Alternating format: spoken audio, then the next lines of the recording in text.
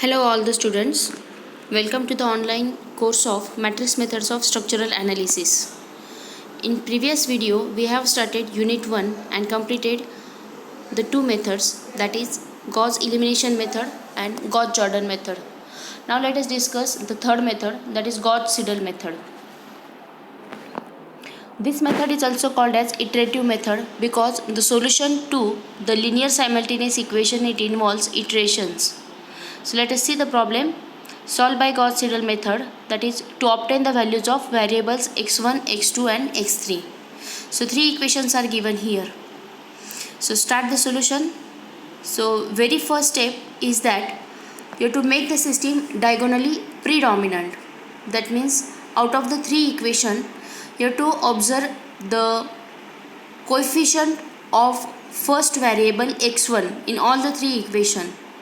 So as you can see, in first equation coefficient of x1 is 1, second equation coefficient is 5 and third equation coefficient of x1 is 1. So the maximum or the higher coefficient is in the second equation, that is 5. So give that equation number 1. The second equation that is written here first in solution, 5x1 plus x2 minus x3 is equal to 4, equation number 1.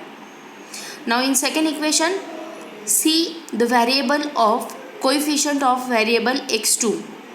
So in remaining two equation, the coefficient of x2 is minus 2 and in next equation, last equation, it is 4. So the last equation, give it number 2.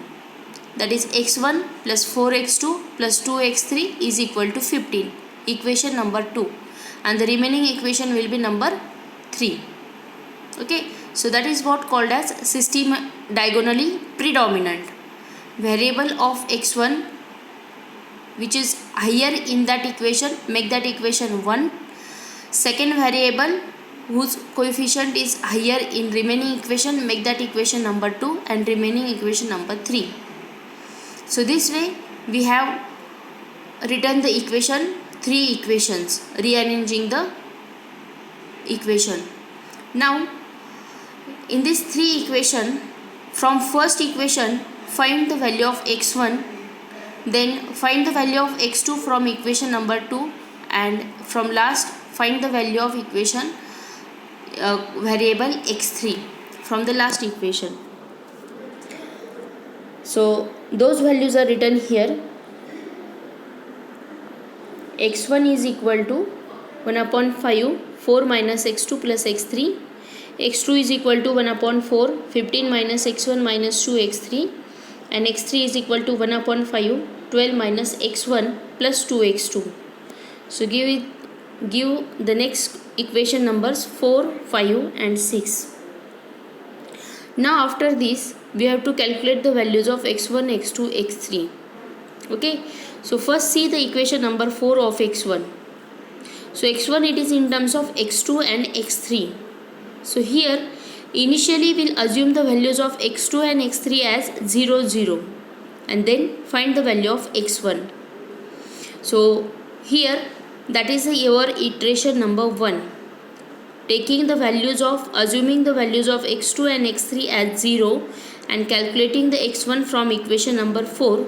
So it will be 4 divided by 5 is equal to 0.8. Now in order to find the value of second variable x2, we have the value of x1 and x3 as 0. That means from the first cycle. So here x1 becomes 0.8 and x3 is equal to 0 and find the value of x2 from equation number 5. So from putting that values in equation number 5, you will get the value of x2 as 3.55. Now the third variable x3.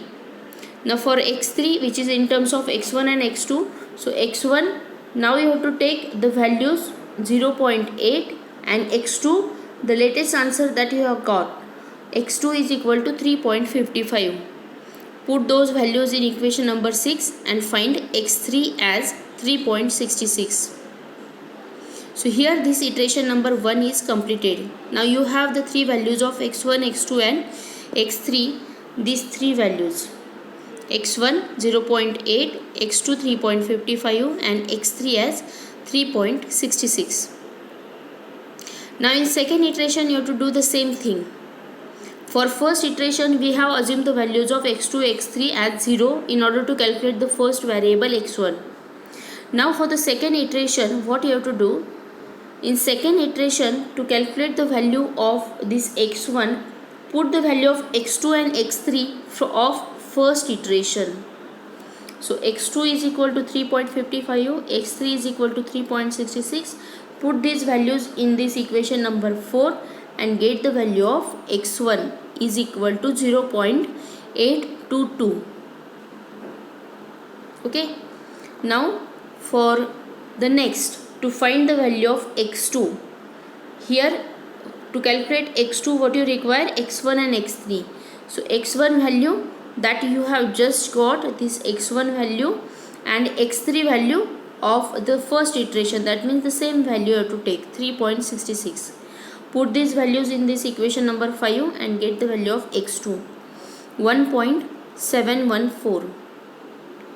and now the next one, that is last x3.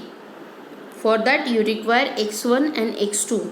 So just that you have got x1 is 0.822 and x2 is 1.714. Put in equation number 6 and find x3 as 2.921. Okay. So as the iteration proceeds, the value proceeds, you have to take those values, new values, okay, for the next iteration. So in this way you can perform the next iteration number 3, iteration number 4, 5, 6. This process you have to continue till you got the constant values in successive iteration. You can see here in iteration number 5, value of x1, x2, x3, and in iteration number 6, x1, x2 and x3. The values are constant, 1, 2, 3, 1, 2, 3. So then you can write the final solution as those constant values. x1 is equal to 1, x2 is equal to 2 and x3 is equal to 0. Thank you.